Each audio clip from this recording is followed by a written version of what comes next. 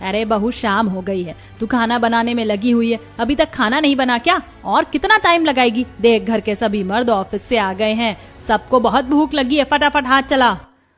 Mummy मैं तो कब का कॉलेज से आई हूँ, इतनी देर से कह रही हूँ भाभी को कि पहले मेरे लिए कुछ बना दो, लेकिन ये है कि कुछ सुन ही नहीं रही है। मेरा तो भूख के मारे सिर फटा जा रहा है, ऊपर से ये असाइनमेंट खत्म होने का नाम ही नहीं ले रहा। इनके चक्कर में तो खाना पीना भी भूल गई हूँ मैं।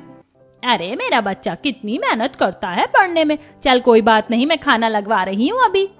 रेखा रसोई में जाकर देखती है, तभी पूजा कहती है, मम्मी जी मैंने सब बना दिया है, बस गरम गरम रोटियां उतार रही हूँ, उसके बाद खाना लगा देती हूँ। अरे तू उतार गरम गरम रोटियां, मैं लगाती हूँ खाना। इतनी देर में घर के सभी लोग हाथ धोकर डाइनिंग टेबल पर बैठ जाते हैं। पहले रेखा और पूजा सारा खाना टेबल पर लगाती हैं, फिर रेखा भी खाने बैठ जाती है। ये क्या भाभी, आपको पता है ना मैं चावल नहीं खाता, और इतनी कम रोटियां, आज हालत खराब करने का इरादा था क्या आपका? हाँ तुझे तो रोज ही अलग आता है, दिन पर दिन कमजोर होती जा रही है ये। जब तुझे पता है घर में कोई चावल खाना पसंद नहीं करता तो चावल क्यों बनाए? मम्मी रवि सुबह मुझसे कहकर गए थे कि उन्हें राजमा खाना है, अब राजमा बिना चावल के तो खाया नहीं जाएगा, इसीलिए मैंने चावल बना दिए। और फिर इतनी गर्मी हो रही है, इतनी देर तक रसोई में मुझसे खड़ा नहीं हुआ जाता। क्या यार, तुम भी खाना बनाते हुए कितने बहाने बनाती हो। ये भी नहीं देखती कि सब पूरे दिन कितने थके हारे घर आते हैं, और ऊपर से तुम्हारे खाने की ये हालत। सुनो फटाफट रोटियां और बनाओ। रेखा का पूरा परिवार ज्यादा से ज्यादा रोटियां खाता है, अकेली बहू बनाने वाली और खाने वाला पूरा कुनबा। किसी को शर्म नहीं आती कि बहू पर तरस खा ले।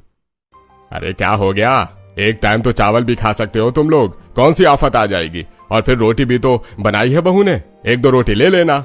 आप तो चुप ही हो जाओ, ऐसे बोल बोल कर इसे सर पर चढ़ाओगे क्या? पहले ही ये कम काम करती है। बहू जा और गरम गरम रोटियां सेक कर ला। चलो बच्चों तुम खाओ। फिर से रसोई में लग जाती है, एक एक फूली हुई गरम रोटी बनाकर सबको परोसती रहती है, और इसी में 9 बज जाते हैं। वाह भाभी, राजमा के साथ रोटी मजा आ गया, गरम गरम रोटियां पता ही नहीं चला कितनी खा ली। बहू ये सब साफ करके तू भी खाना खा ले। बेचारी पूजा इतनी थक चुकी है कि उसका खाने का मन ही नहीं करता, ऊपर से वो पसीने में पूरी भीग चुकी है। पहले पसीना सुखा लूं, भूख तो बिल्कुल नहीं है, लेकिन खाना पड़ेगा वरना रात को नींद खराब हो जाएगी। पूजा अपने कमरे में जाकर एसी चलाकर बैठ जाती है। हाँ इस गर्मी में तो बस एसी में बैठो और कुछ मत करो। हे भगवान कितनी गर्मी है, ऊपर से इतनी सारी रोटियां, रसोई में तो चक्कर आने लगते हैं।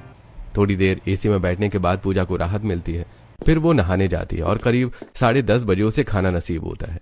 पूरा दिन काम करके वो इतनी थक जाती है कि बिस्तर पर लेटते ही उसे नींद आ जाती है। हर रोज की तरह पूजा सबसे पहले उठकर सबके लिए चाय नाश्ता बनाती है। भाभी कितने दिन हो गए आपने आलू के पराठे नहीं बनाए, बहुत मन कर रहा है, और साथ में आपके हाथ का जीरे वाला रायता। देवर जी अगर आपको आलू के पराठे खाने थे तो पहले बता देते, मैंने तो आलू उबाले ही नहीं। अरे आलू उबलने में क्या 4 साल लगते हैं, कुकर में डाल दे, 2 सीटी में उबल जाएंगे।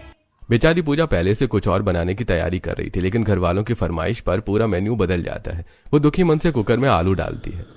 भाभी मेरे लिए तो सैंडविच बनाना। पूजा बिना कुछ कहे पहले आलू के पराठे बनाती है, फिर सैंडविच। सब लोग नाश्ता करते हैं, तब रवि कहता है, पूजा लाओ मेरा टिफिन तो दो, लंच पैक कर दिया होगा ना तुमने? और हाँ, मुझे लंच में पराठे नहीं चाहिए, मेरे लिए 2 रोटियां ही रखना। हाँ भाभी मुझे भी। अरे तो आपने कहा था कि पराठे खाओगे, तो मैंने पराठे बनाए हैं। क्या यार भाभी, पराठे मैंने नाश्ते के लिए बोला था, आप तो रोटी बनाने से पता नहीं कितना बचती हो। चलो अब 10 मिनट में फटाफट रोटियां उतार दो हम दोनों भाइयों के लिए, अपने लिए बाद में बनाती रहना। यह सुनकर पूजा को बहुत गुस्सा आ जाता है, लेकिन वो कुछ नहीं कहती और गुस्से में रसोई में जाकर आटा गूंथने लगती है। पता नहीं इंसान है या शैतान, कितना खाना खाते हैं लोग। अरे मैं सुबह अगर 2 पराठे खा लूं तो शाम तक खाना ना मांगू, लेकिन इन्हें तो लंच में भी 10-10 रोटियां खानी है। गुस्से में पूजा रोटियां बनाती है और अपने देवर और पति के टिफिन पैक करती है, जिसे लेकर दोनों ऑफिस चले जाते हैं।